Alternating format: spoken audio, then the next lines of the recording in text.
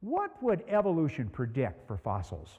One, there's constant change. There should be a lot of links from one thing to another thing as life progressed from simple forms all the way to more and more complex forms.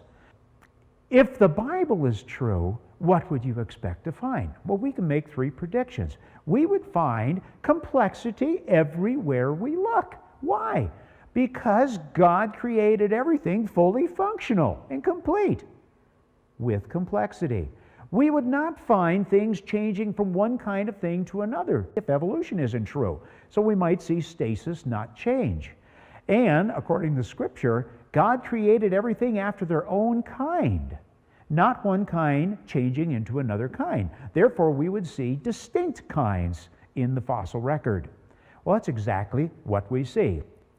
Back in the 4th grade when I was teaching, I was saying that the lowest rock layers, way down there, had very simple life in it.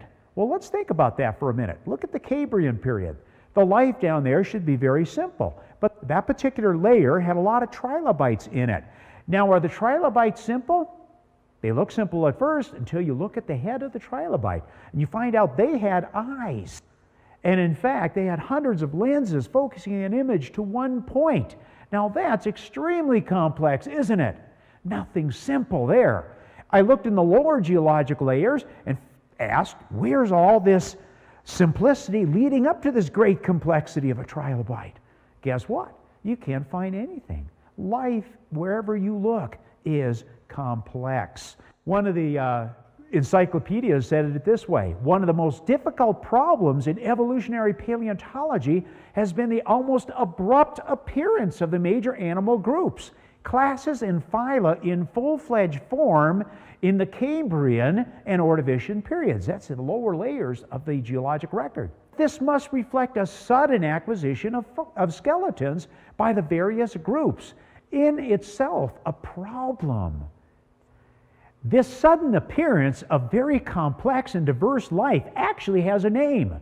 They refer to that as the Cambrian Explosion, and it's a major problem for evolution. How do you get all of this diversity all at the same time?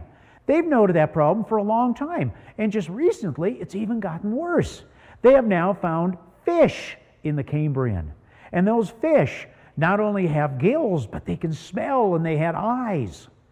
When you see this, all kinds of complexity wherever you look, that fits very nicely with the creation and the fall and the flood model. It doesn't fit evolution at all.